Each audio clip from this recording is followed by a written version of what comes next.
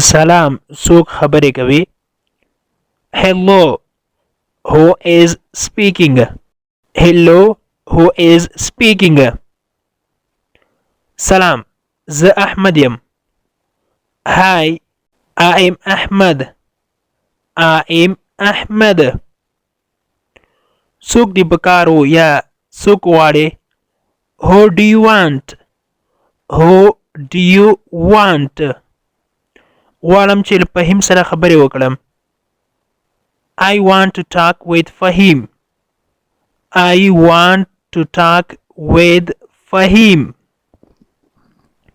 سمه ده یو منټ یا یوه دقیقه صبر وکړه یا انتظار وکړه Okay hang on a minute hang on a minute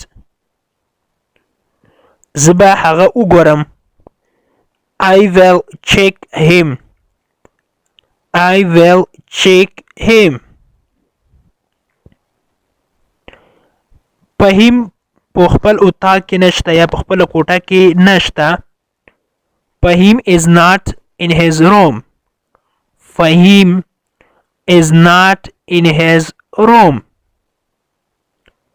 هغه د باندې ده یا د کور نه د باندې ده یا بهر ده نو په انګلیش کې به وایو he is outside he is outside سمه ده مننه okay thank you okay thank you غواړې چې هغه ته میسج پرېږدې یا هغه ته میسج پرېږدل غواړې would you like to leave a message him would you like to leave a message him نه پکه د غوښتل مې چې له هغه سره خبرې وکړم no I just wanted to talk with him no I just wanted to talk with him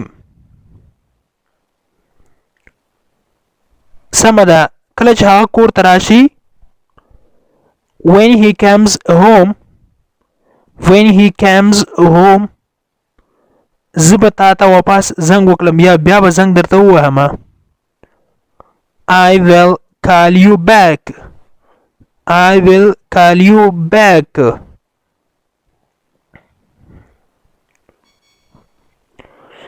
زه سخت وږی یم یا ډېر وږی یم I am extremely hungry I am extremely hungry د خوړلو لپاره څه غواړې یا څه غواړې چې ویې خورې What do you want to eat What do you want to eat زه وریجې او چرګ غواړم I want rice and chicken I want rice and chicken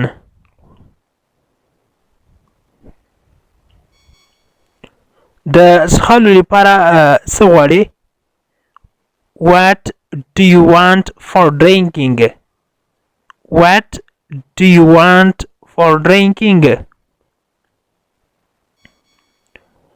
ماته یو ګلاس اوبه راوړه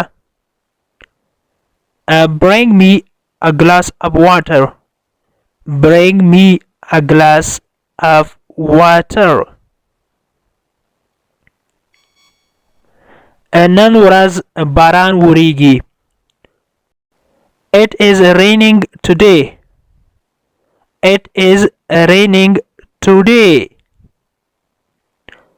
نن ورځ سخته واوره وریږي It is heavy snowing today It is heavy snowing today زه د جنگ څخه کرکه کوم یا نفرت کوم I hate from fight I hate from fight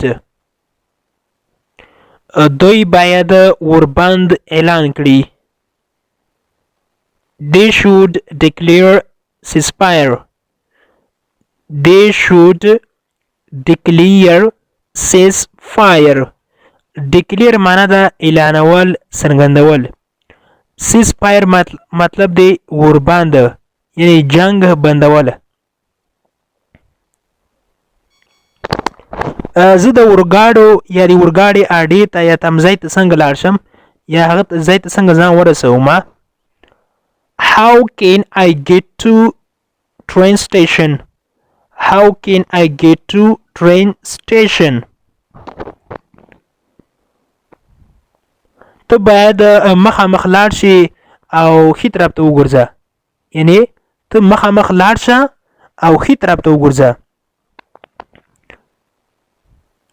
You must go straight and turn left. You must go straight and turn left.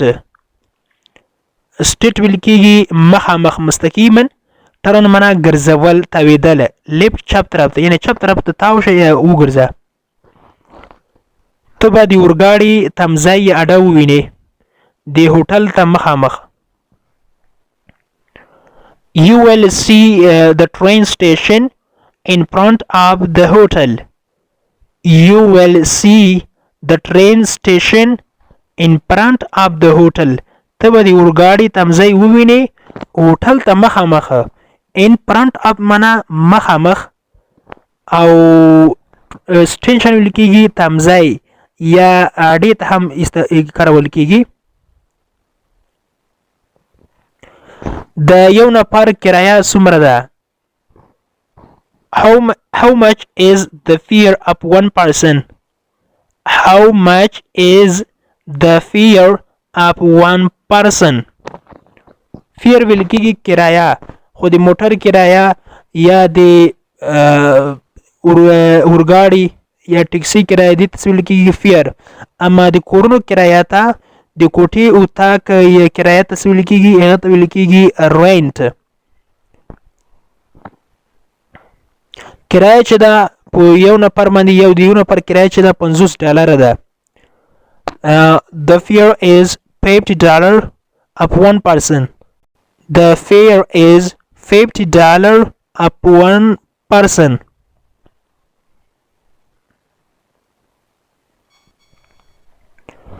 نن ورځ ولې ډیر خفه یې؟ نو په انګلیش کې به وایو Why are you so sad today? Why are you so sad today? sad معنا خفه. so معنا ده ډیر زیات. نن ورځ ولې ډیر خفه یې؟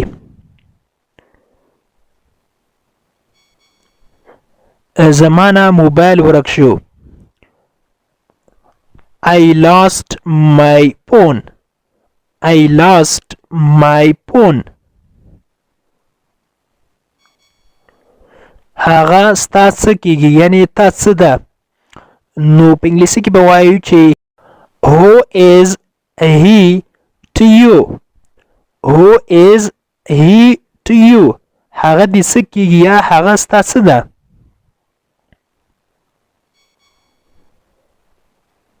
تا واده کړی ده یعنی ته متأهل یې.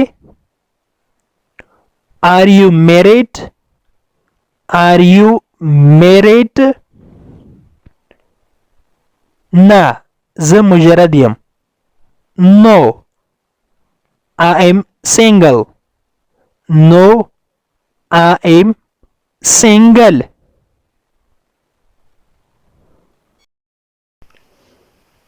د انګلیش ټو پښتو لرنینګ کورس ګرانو زده کوونکو د نن ورځې کلاس تر دې ځای پورې و.